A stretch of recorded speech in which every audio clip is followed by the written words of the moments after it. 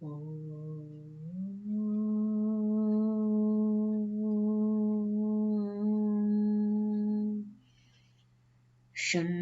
मित्रः शं वरुणः शन्नो भवत्वर्यमा शन्न इन्द्रो बृहस्पतिः शन्नो विष्णुरुक्रमः। नमो ब्रह्मणे नमस्ते वायो त्वमेव प्रत्यक्षं ब्रह्मासि त्वामेव प्रत्यक्षं ब्रह्म वदिष्यामि। ऋतं वदिष्यामि सत्यं वदिष्यामि तन्मामवतु तत्वक्तारमवतु अवतु माम् अवतु वक्तारम्। ॐ शान्ति शान्ति शान्तिः। नमो नमः महोदय। नमो नमः। सर्वेभ्यो नमो नमः। सर्वेभ्यो नमो नमः।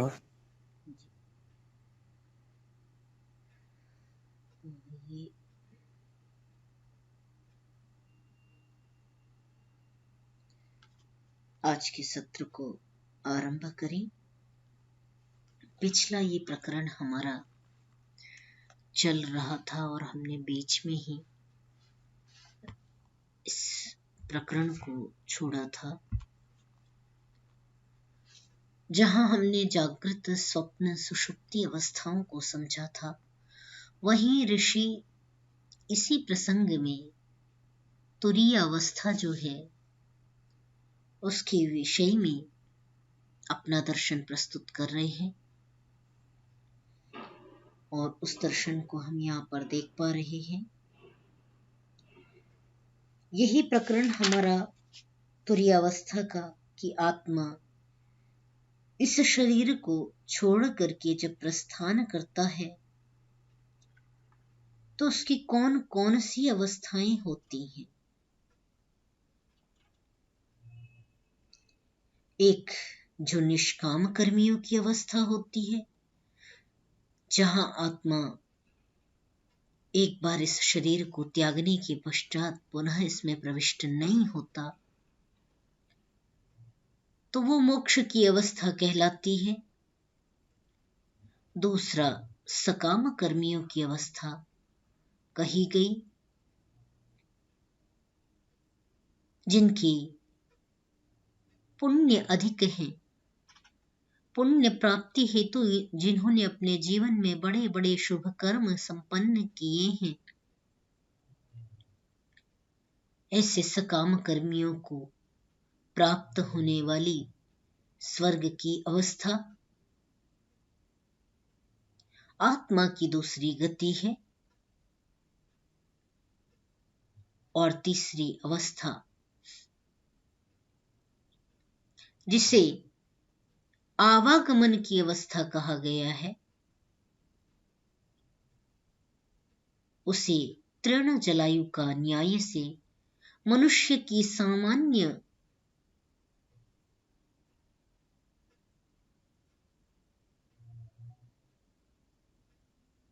अवस्था की ओर संकेत किया गया है, जहां पर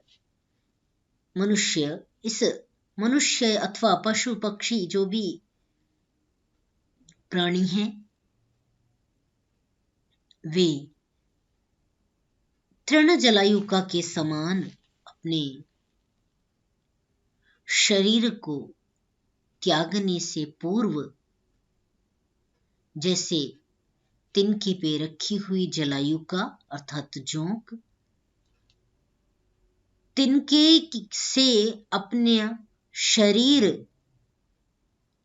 पहले समेट करके दूसरे पत्ते पर टिकाने के लिए पहले एक जगह अपने को एकत्रित कर लेती है और उसके अनंतर दूसरे पत्ते पर अपने शरीर को बढ़ाते हुए पिछले वाले को छोड़ती है।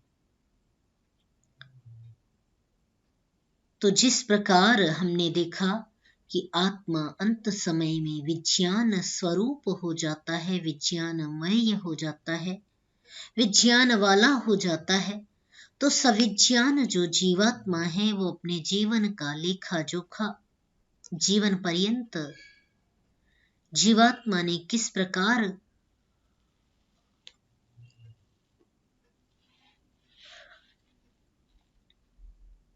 अपने लिए क्या संजोया, क्या बटोरा, उस सब का दर्शन करता है और द्वितीय शरीर की ओर स्वयं की गति उस ओर बढ़ा देता है, अपनी गति को निर्धारित कर लेता है कि इसके अनंतर कहां पर उसको पहुंचना है।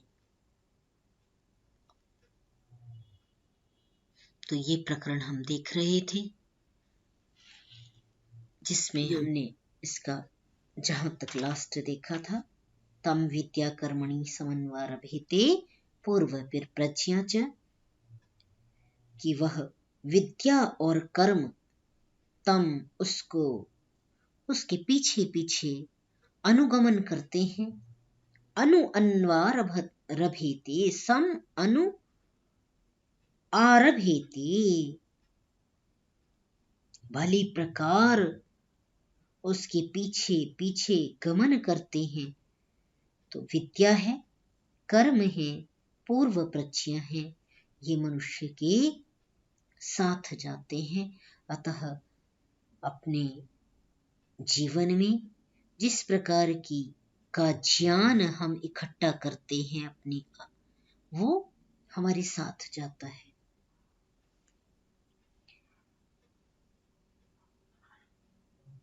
इसके आगे उच्चारण कर ले और फिर पाठ करने के साथ हम उसको आगे बढ़ जाएंगे। ठीक है, कोई भी साथी पाठ कर ले।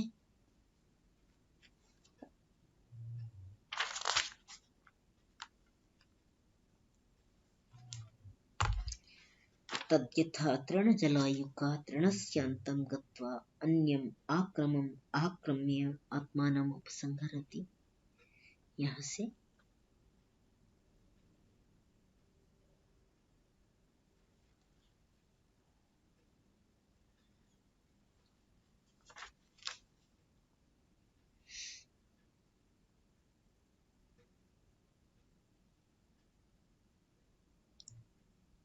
कमलेश महोदय आप ही आरंभ कर ले। अच्छा जी महोदय, मैंने कहा जब आप आज्ञा दें तब।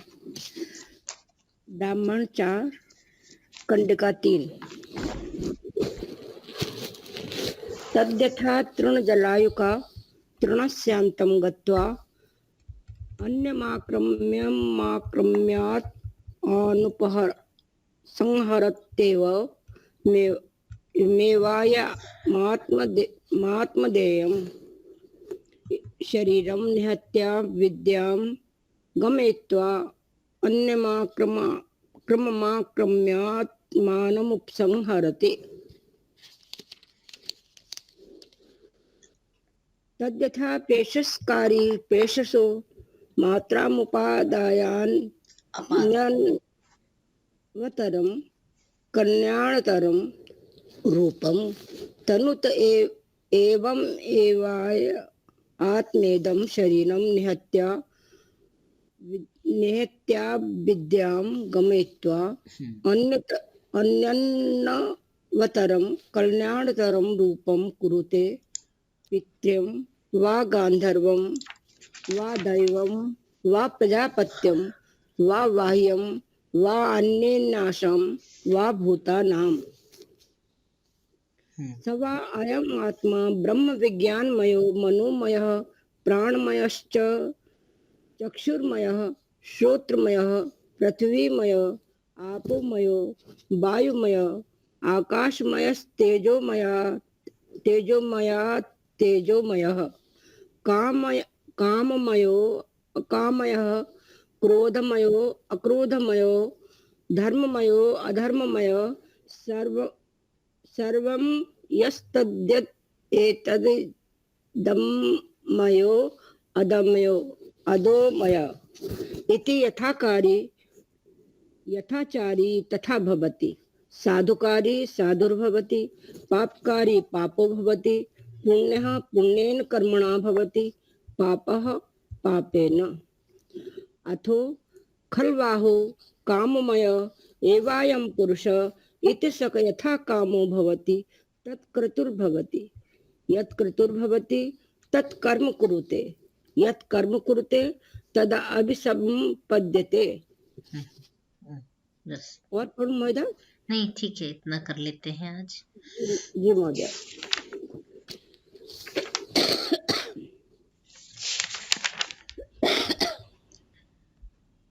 तो जैसे हमने चर्चा की तृण जलायुका की,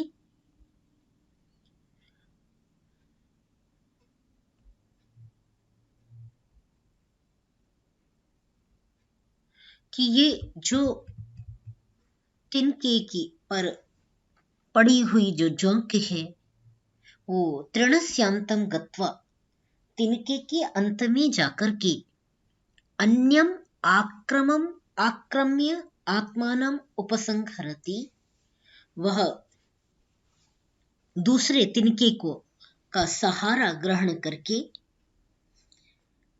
आक्रम्य माने दूसरे पर चढ़ करके, अन्यम आक्रमम माने दूसरे तिनके पर आश्रय ग्रहण करके, आत्मानम उपसंहरति अपने आप को समेट लेता है, वहां से अलग कर लेता है।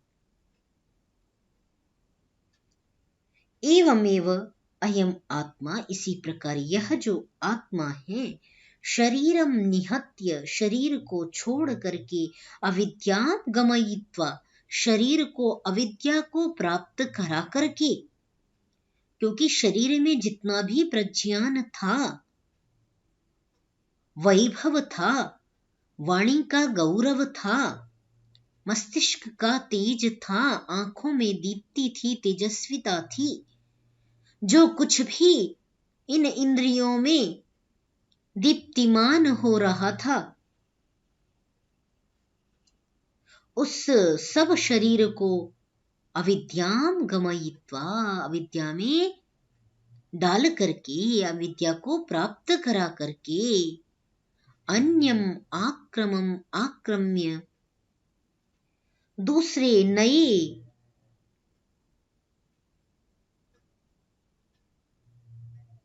शरीर में चढ़ करके,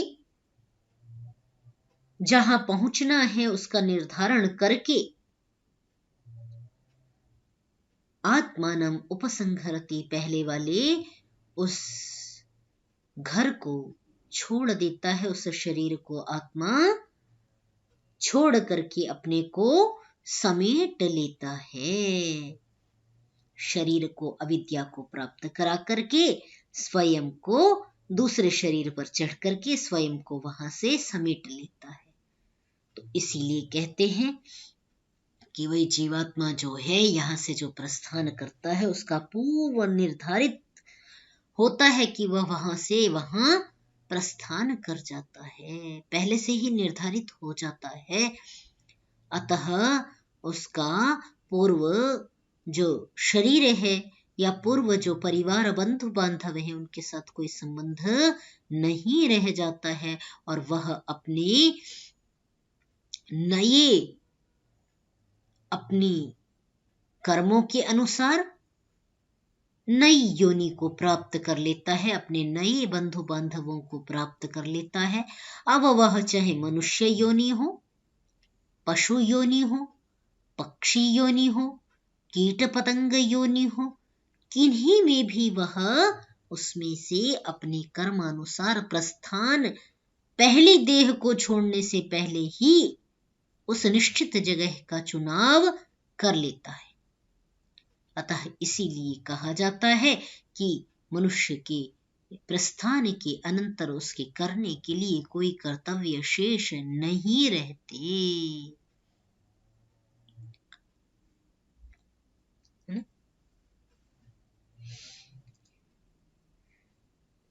जी महोदय। तो बड़ी बात की ओर इस तृण जलायु का न्याय के द्वारा इंगित किया गया है इसकी गहराई को हम समझने का प्रयास करेंगे।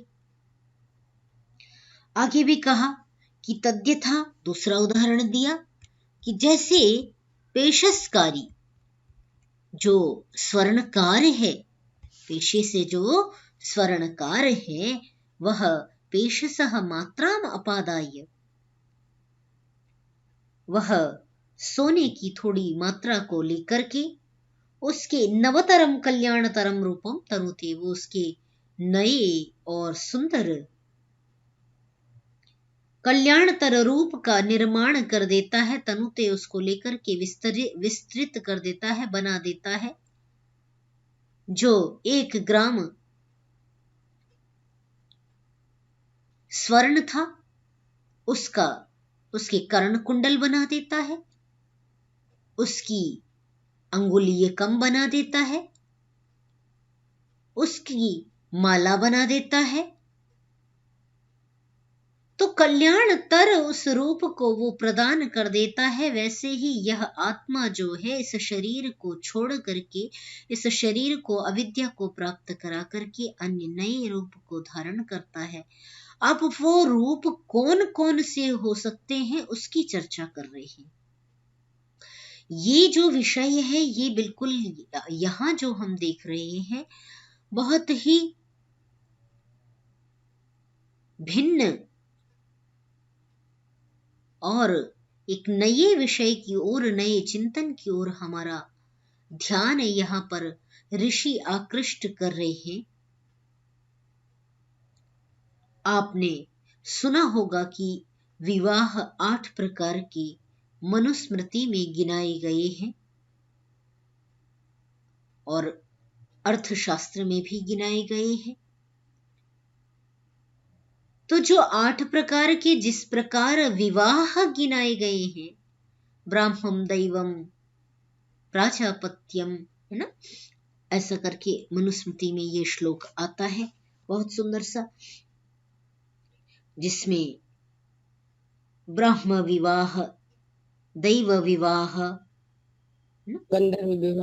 गंधर्व विवाह, आर्ष विवाह, प्रजापत्य विवाह, असुर विवाह, राक्षस विवाह और पैशाच विवाह, ये 8 प्रकार के विवाहों का वर्णन प्राप्त होता है। तो वहां पर जो चिंतन अभी तक हमने सुना कि ब्राह्म विवाह होता है या दैव विवाह होता है, प्राजापत्य विवाह होता है, वैसा ही यहाँ पर जीवात्मा के रूप बताए गए हैं कि वह जिस योनि में जाता है वो क्या ब्राह्म रूप है, उसका प्राजापत्य रूप है, दैव रूप है, गांधर्व है, पितृ है। यहाँ पर स्पष्टता के साथ जो रूप कहे गए हैं वो 5 प्रकार के कहे गए हैं और मनु महाराज ने जिनकी चर्चा की है वो 8 प्रकार के हैं।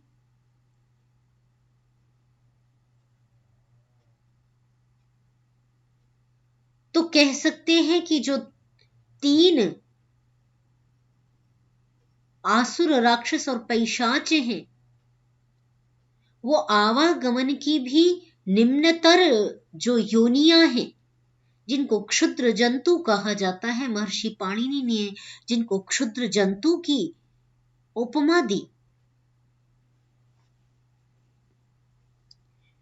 वो 3 योनियों को प्राप्त होने वाले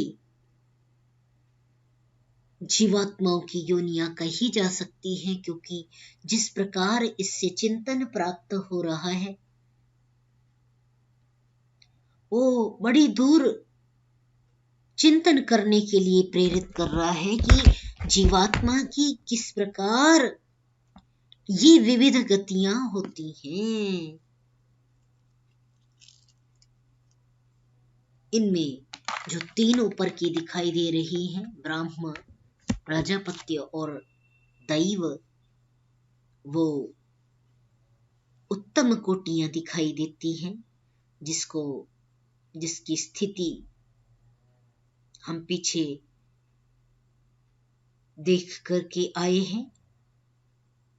आर्चिशी, आहनिकी इत्यादि जो गतियां बताई थी, पाक्षिकी,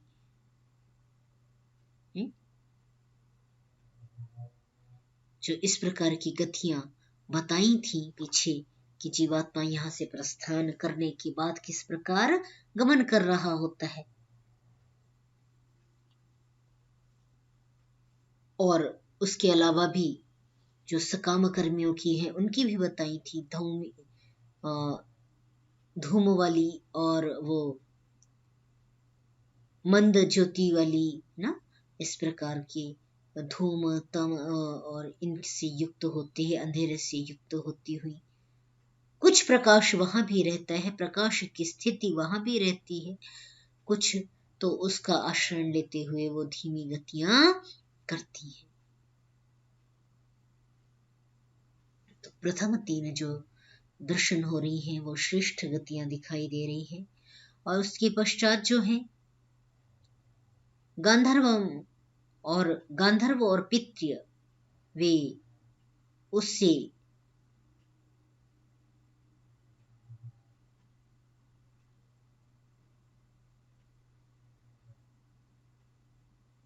मध्यम अवस्थाएं हैं, और उससे भी मध्यम जिनकी चर्चा हम पीछे कर आए हैं, यदि उसको हम जोड़ें तो वो तीनों चीजें कुछ इस प्रकार दिखाई देती हैं। परंतु ये एक नया चिंतन जो यहाँ पर हमने देखा कि जिस प्रकार विवाह हमने 8 प्रकार से देखे थे, उनके साथ ही इसको संयोज्य करें तो बहुत सारी बात जीवात्मा की गतियों के विषय में स्पष्ट होती दिखाई देती है। ठीक है, तो आगे देख लेते हैं। सवा अयम आत्मा ब्रह्म विज्ञानमयो मनोमयः प्राणमयश्चक्षुर्मयः श्रोत्रमयः पृथिवीमयः आपोमयः वायुमयः आकाशमयः तेजोमयो अतेजोमयः काममयो अकाममयः क्रोधमयो अक्रोधमयो। जो ये कहा कि यह आत्मा जो है यह ब्रह्म विज्ञानमय है,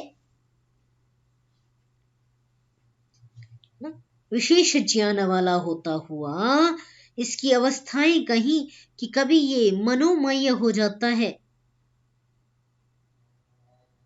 मन रूप वाला बना लेता है स्वयं को, कभी प्राणमय हो जाता है, कभी चक्षुर्मय हो जाता है, श्रोत्रमय हो जाता है, पृथ्वीमय हो जाता है, आपोमय हो जाता है, वायुमय हो जाता है,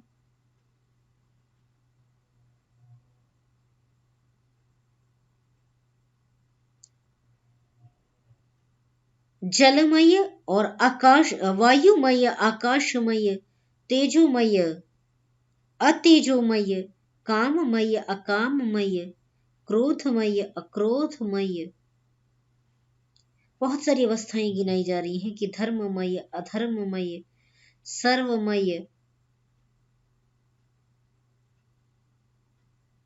तो इस प्रकार इतनी अवस्थाओं में जीवात्मा की गति के विषय में कि वो जिस जिस स्वरूप वाला अपने को करता है, उस स्वरूप वाला जीवात्मा हो जाता है।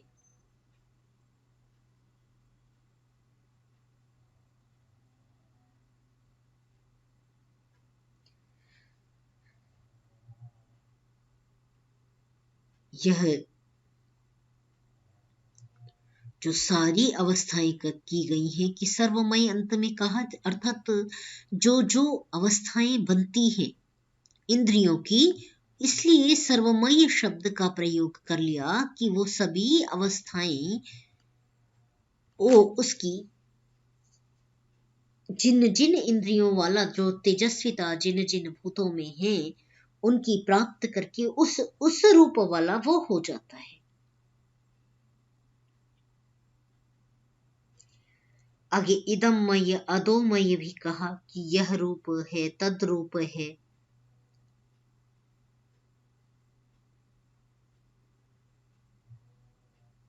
ओ, इदम और तद,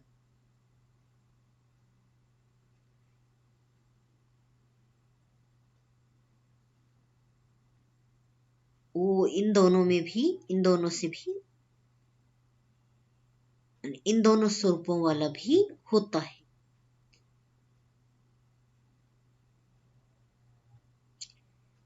यथाकारी यथाचारी तथा भवति, साधुकारी साधुर्भवति, पापकारी पापो भवति, पुण्यः पुण्येन कर्मणा भवति, पुण्यः पापेन।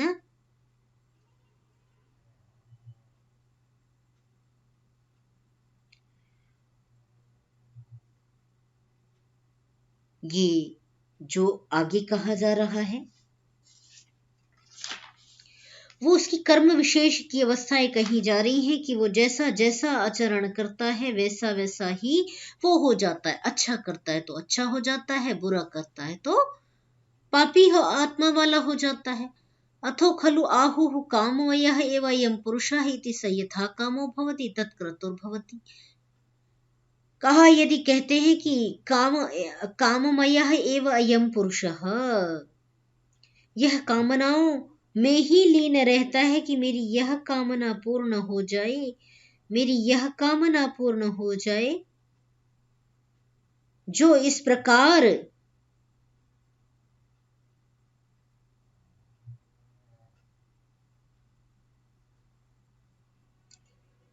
काम वाला होता है,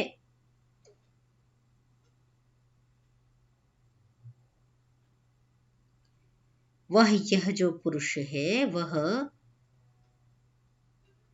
यथा काम, जैसे उसने अपने कर्मों को बोया, जैसा बीज बोया वैसा ही लेकर के वह यहां से जाता है। तत्क्रतुः भवति, जैसी कामना करता है, जिस प्रकार के संकल्पों को वो जुटाता है वैसा वो कर्म करता है, क्रतुशील होता है।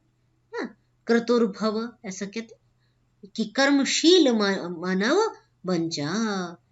ओम क्रतो स्मर, ये प्रकरण यजुर्वेद में आता है।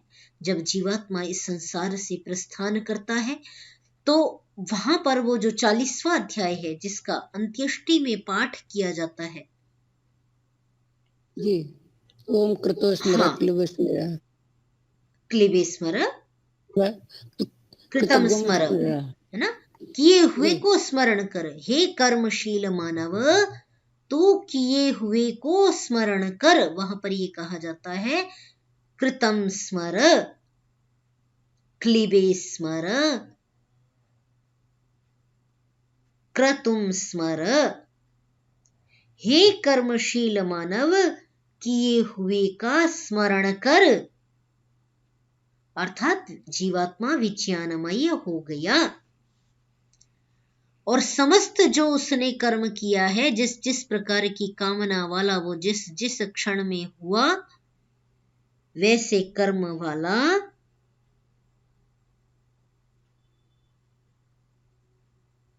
वो हो जाता है।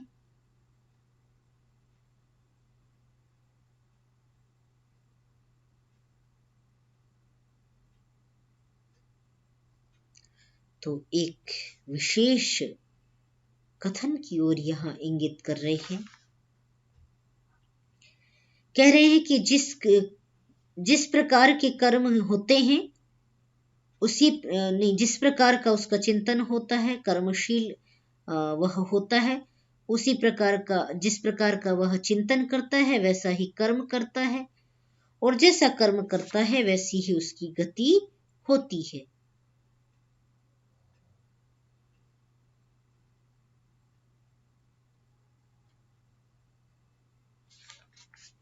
ठीक।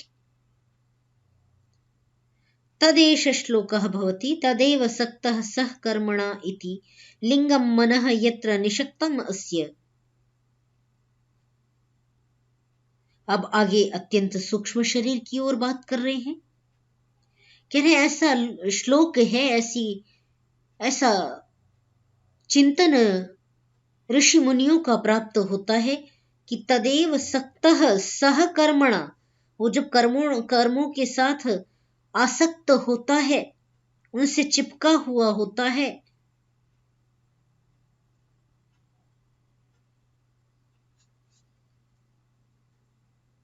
लिंगम मनः यत्र निषक्तम अस्य, जो सूक्ष्म शरीर होता है,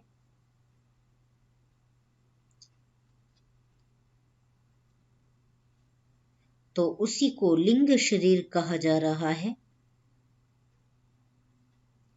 अर्थात कारण शरीर या सूक्ष्म शरीर, इन संबोधनों से उसको संबोधित किया जा सकता है, जिनके आधार पर उसको दूसरा जन्म प्राप्त होता है, वही उसका कारण शरीर है, अर्थात सूक्ष्म शरीर है ना। तो उनके साथ वो जो कर्म किए हुए हैं, उन कर्मों के साथ चिपका हुआ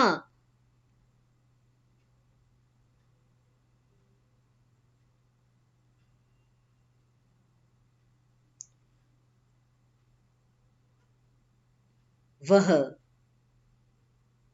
प्राप्य अंतम कर्मणः तस्य यत्किंचित् किंच इह करोति अयम्।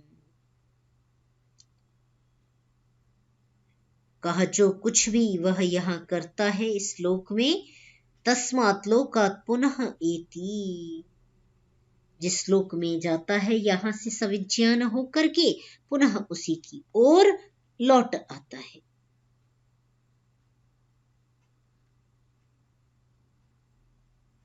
अस्मै लोकाय कर्मणः इति, कहा इस लोक के लिए जो कर्म है, कर्म करने की प्रवृत्ति है, उन कर्मों के लिए कामयमानः कामना करता हुआ अथ अकामयमानः कामना न करता हुआ भी, यह अकामः निष्कामः आप्तकामः आप्तकामः न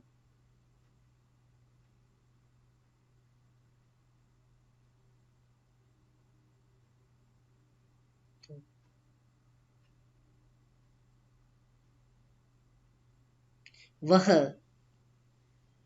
कामना करे, कामना न करे, है ना, अकाम है, निष्काम है, आप्त काम है, आत्म काम है, या कामना रहित है, निष्काम है, सब अवस्थाओं में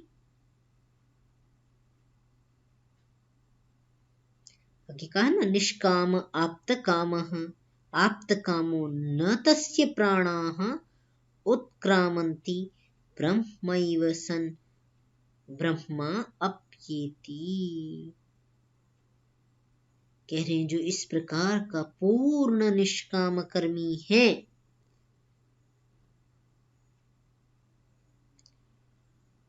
वो कारण शरीर के साथ यहां से गमन नहीं करता। कहा कि वह अकायमान है,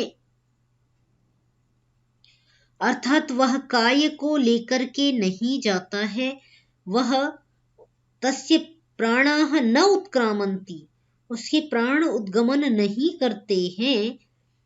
ब्रह्म एव सन् ब्रह्म अप्येति, ब्रह्म में ही वो पहले भी रमण करता है, अर्थात जब वो शरीर में आत्मा जीवात्मा जब वास करता है तब भी वो अकाम होता है, असंग होता है,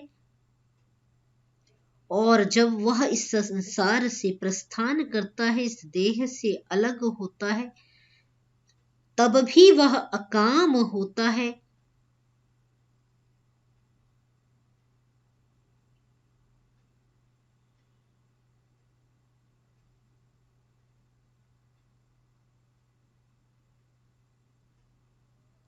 तो ये एक विशेष जो चिंतन किया जा रहा है, विशेष बात जो कही जा रही है कि जो मुक्त जीवात्मा है, जो यहाँ से गमन करते हैं, वो अकाम होकर के जाते हैं, और अकाम जब होकर के जाते हैं तो वो साक्षात ब्रह्म में गमन करते हैं। उनके प्राण उत्क्रमण नहीं करते। जो 10 प्रकार के प्राणों के साथ जीवात्मा उत्क्रमण करता है और समस्त सूक्ष्म शरीर को अर्थात कारण शरीर को लेकर के जाता है, वो यहाँ पर इसमें सूक्ष्म शरीर को साथ में लेकर के नहीं जाता। इस प्रकार की ये चर्चा की जा रही है। कः तदेष श्लोकः भवति यदा सर्वे प्रमुच्यन्ते कामाः ये अस्य हृदि श्रिताः। ये भी श्लोक कहा जाता है कि जब यह यदा सर्वे प्रमुच्यन्ते कामाः, जब सब प्रकार की कामनाएं छूट जाती हैं, तो जो इसके हृदय में विद्यमान जो कामनाएं हैं, जो जब इसकी सारी छूट जाती हैं, अतः मर्त्यः अमृतः भवति, तब वो जो मर्त्य है, मरण धर्मा वाला जो जीवात्मा था, जिसका धर्म ही मरण, क्षमा करें, जो शरीर है वो मरण धर्मा है, आत्मा मरण धर्मा नहीं है, तो वो जो मरण धर्मा जो शरीर है या सूक्ष्म शरीर है, जिसके साथ जिसको वो लेकर के जाता है, सूक्ष्म शरीर और 10 प्राण इत्यादि जो साथ में जा रहे होते हैं, वो सब छोड़ देता है, वो अमृतः भवति, वो अमृत हो जाता है।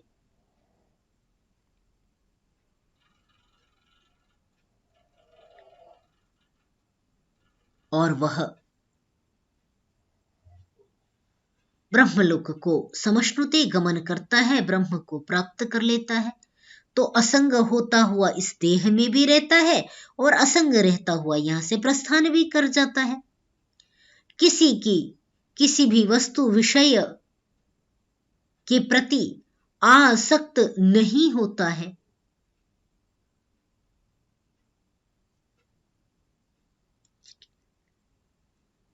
तो कहा, आगे कहते हैं कि तद्यथा अहिहि निर्वयनी वल्मीके मृताः प्रत्यस्ताः शयित एवं एव इदं शरीरं शेते अथ अयम् अशरीरः अमृतः प्राणः ब्रह्मैव तेज एव सोऽहं भगवते सहस्रं ददामीति होवाच जनको वैदेहः।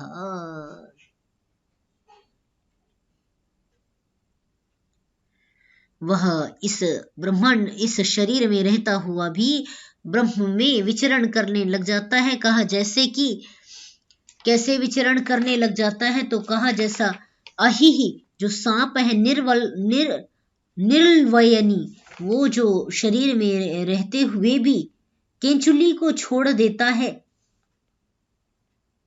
ना, जो सांप है वो केंचुली को छोड़ देता है। वल्मीके मृताः, वो अपनी प्रत्यस्ताः शयित, जब वो उस जो उसकी आवरण था सांप का, वो उसको उसी बिल में छोड़ करके उसमें अलग निकल पड़ता है, अलग हो जाता है। तो यह शरीर पड़ा रहता है, फिर भी वो जो सांप है वो पृथक हो जाता है, उससे अलग हो जाता है। इसी प्रकार जो ब्रह्मज्ञानी है वो इस शरीर से पृथक हो जाता है। अयम अशरीरः अमृतः प्राणः ब्रह्म एव तेजः एव सह अहम भगवते सहस्रम ददामि इति। कह रहे हैं कि इस प्रकार जो शरीर जिसका सोता रहता है, पड़ा रहता है और वो अशरीरी हो जाता है, शरीर में रहते हुए भी शरीर के साथ नहीं होता, शरीर को छोड़ देता है, अमृतमय हो जाता है, प्राणों में मिल जाता है, प्राणमय हो जाता है। तो ये थोड़ा सा बड़ी ये विचारणीय यहाँ पर जो ये चर्चा चल रही है वो थोड़ा सा चिंतन करने योग्य है। क्या न तस्य प्राणाः उत्क्रामन्ति जो पहले कहे आए हैं, कि जो निष्कामः आप्तकामः आप्तकामो न तस्य प्राणाः उत्क्रामन्ति, ये जो कथन कहा गया है और जो अभी कहा जा रहा है, इस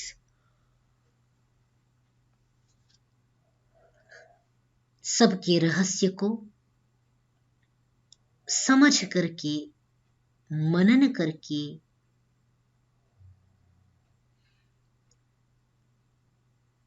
इसके सार तक पहुंचने की आवश्यकता है।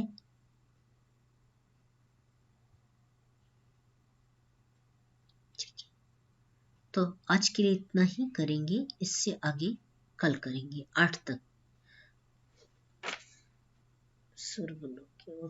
ही आगे भी चल रहा है, तो ये यहां से आगे कल करेंगे। आज के लिए इतना ही। आपका कोई विशेष चिंतन है तो शेयर कर लें। आपके मन में कोई विचार इसको लेकर आ रहे हैं तो वो रख सकते हैं।